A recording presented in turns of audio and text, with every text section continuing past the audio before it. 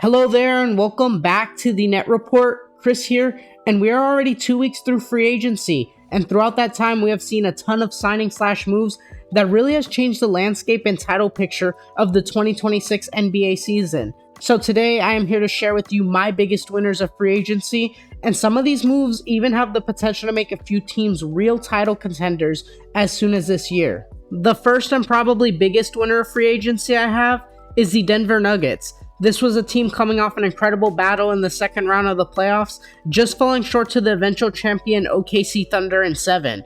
This was a team that was in desperate need of some more help around Jokic and more bench depth, and Denver did a great job of addressing that in free agency. The first major move they made as soon as free agency opened up was trading Michael Porter Jr. and a 2032 unprotected first round pick for Cameron Johnson. And this may not jump out to you initially as an insane upgrade. However, Cam Johnson just seems like a much better fit for this team than Michael Porter Jr. Cam Johnson is one of the best catch and shoot threats in the entire league, and when you pair that with a generational playmaker like Jokic, he should definitely thrive in that system. Cameron Johnson is also just a more consistent scorer as well, at least from the field. Michael Porter Jr. had so many games throughout the playoffs where he was very streaky. With Cameron Johnson, you're much more likely to get consistent scoring production.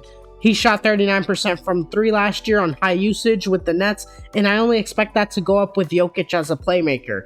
He also just takes much smarter shots, can play off the pick and roll a little bit better, less reliant on ISO scoring. He just feels like a better fit for Denver as a whole. However, this is not the biggest reason why this is such a great move for Denver. This trade saves Denver a ton of money and gave them a bunch of cap flexibility. They had MPJ, who was set to make over $38 million this year, to now Cameron Johnson, who is set to make only $21 million this year. This gave them the financial flexibility to sign a few more players, which could make a huge difference off their bench in a playoff series, which has been one of their biggest concerns since winning the championship in 2023. The first signing they made to bolster that bench unit was bringing back Bruce Brown on a 1-year veteran minimum contract. And yes, Bruce Brown has struggled since he departed Denver in free agency in 2023. He has bounced from team to team. However, that was only 2 years ago. We have seen he has great chemistry with this team, and Nikola Jokic should only help to elevate his game, especially with his playmaking. He is on a 1-year prove-it minimum contract, so it is super low risk, and I think there's a huge chance this signing pays off, and he can be a huge bench piece come playoff time, just like in 2023. A solid 15 to 20 minutes off the bench and a scoring punch is all this team really needs from Bruce Brown, and I think you'll be able to get that type of production from him. The second signing they made to bolster that bench unit was signing Tim Hardaway Jr. to a 1-year veteran minimum contract as well. And this is another player whose market wasn't really there for them. Tim Hardaway Jr. will of course act as a spark plug off the bench as a shooter, and while he is very streaky and can shoot you in or out of a game, on a 1-year veteran minimum deal, that's such a low risk move you have to take if you are Denver. Best case scenario, he checks in and is hot come playoff time and can make you 4 to 5 threes, completely swinging the momentum of a game or even playoff series. Worst case scenario, if his shot is not falling, you can take him off the court and not worry because he is only on a veteran minimum contract. He is still a relatively good 3-point shooter despite being streaky at times. He shot 37% from last season with Detroit, and he might be one of the most underrated signings throughout all of free agency. Finally, to round out their free agency, Denver traded Dario Saric for Jonas Valanciunas, and this move helps them shed $5 million off the books for Dario Saric, who is not even getting real playing time last year, and they finally get a real backup center for Nikola Jokic. They have had the ghost of DeAndre Jordan and Zeke Naji as the only backup center options for the past couple of years. And let's just be real, there is no reason DeAndre Jordan should be playing real playoff minutes in 2025. Jonas will at the very least be an upgrade, and he may only have to play 10 to 12 minutes a night. I know there are talks about whether or not he's going to play overseas, so there's a chance he doesn't even play for Denver next year. However, Denver seems to expect Jonas to honor his contract, so we aren't too sure at this moment how that will go, but if he ends up playing for them, that is a massive upgrade at the backup center position and a win for Denver. This whole offseason for Denver just felt like a huge win, and they really got the bench depth they needed, along with shedding the salary of Michael Porter Jr. while still getting such a reliable wing in Cameron Johnson. This front office definitely felt the pressure of losing Jokic, and they have definitely delivered. The second biggest winner I have for this free agency is the Houston Rockets, and between the Kevin Durant trade and the couple free agent moves they have made, I truly believe this Houston team has a chance to be real title contenders this upcoming year. Like I said, they had previously traded for Kevin Durant in the offseason. I'll probably go more in depth on this trade in a future video covering the biggest offseason winners as a whole, but Kevin Durant is going to help fix this half-court offense a ton. They didn't have to give up much aside from Jalen Green and pick number 10, and it is not like Jalen Green was anywhere near consistent in the playoffs for them. Durant alone already makes this team a contender, but the other moves they made throughout this free agency period really helps put them over the top as a real finals contender.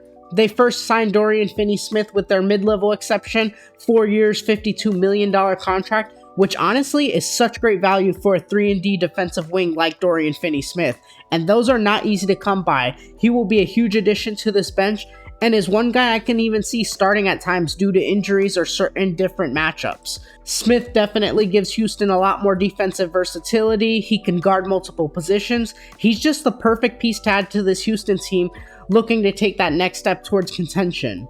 The Rockets also signed Clint Capella, bringing him back to where he started his career in Houston for 3 years, $21 million. And this was a signing that confused me at first since they had just recently extended and paid Steven Adams 3 years, $39 million.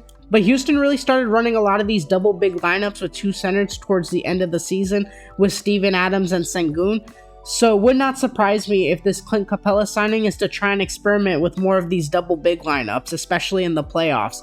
Still, it is not my favorite signing in the world, but for 3 years, $21 million, it at the very least provides insurance if Steven Adams were to miss time, and overall is just a move that helps bolster their depth as well. Capella can still be great as a rebounder, rim runner, lob threat, etc. So he adds that to the mix as well, which helps complement Sengun and Adams, so they got a really good center rotation going over there.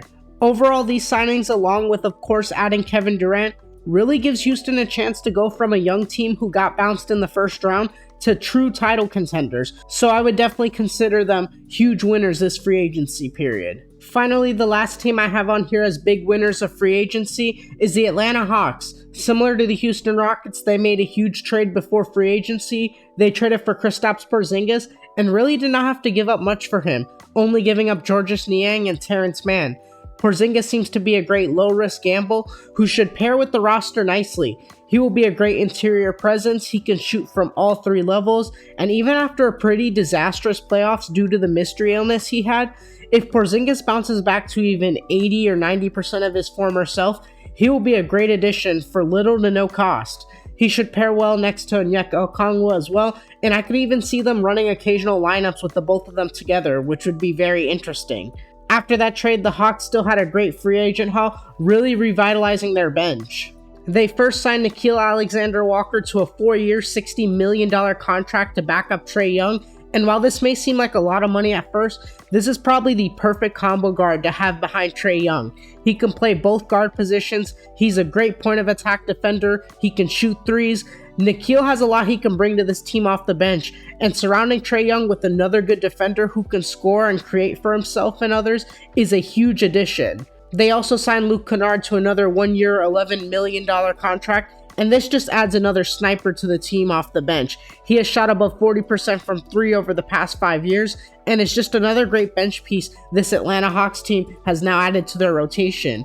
And with a playmaker like Trae Young, he may be seeing even more open looks from 3 next season. Overall, between free agency and trading for Porzingis, the Atlanta Hawks have really turned things around, and they look like they could be a formidable playoff team, especially in a weakened Eastern Conference next year.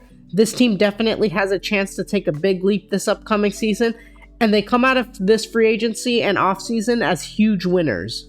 But those were the 3 teams I felt were the biggest winners of free agency specifically. There are a few other signings I wanted to highlight here at the end as well though. Ty Jerome signed with the Grizzlies 3 years, $27 million, and is such a sneaky good pickup for Memphis. I'm quite surprised Cleveland did not match that offer, even after his best season. He did disappoint in the playoffs, but it still feels like great value for a quality backup / 6-man in Ty Jerome, so really like that signing for Memphis. Tyus Jones to the Orlando Magic on a 1-year, $7 million deal really gives them the extra playmaking off that bench, which they desperately need and they lack in that starting lineup. He's another guy who can also stretch the floor and hit threes, which they desperately need. And while he's a pretty bad defender, Orlando has guys like Anthony Black and Jalen Suggs in that backcourt to help hide him on that side of the ball. So I really like that signing for Orlando. And finally, D'Angelo Russell to the Dallas Mavericks for only 2 years, $11 million, and that just feels like a steal. They're going to need a spot starter with Kyrie out most of the year, and D'Angelo Russell can definitely be a decent enough point guard to fill in. He can still score and playmake at a decent clip, and he will be off the bench come playoff time once Kyrie is back, which is great since they won't have to overly rely on him like they were when he was on the Lakers. Congratulations, Nico Harrison, you finally made a good decision. But that was who I had as my biggest winners of this free agency period. Please let me know in the comments section who you think were the biggest winners of free agency. If you enjoy this type of content, please hit that like and subscribe button. It really does help the channel out a ton. Once again, thank you for watching and have a great one.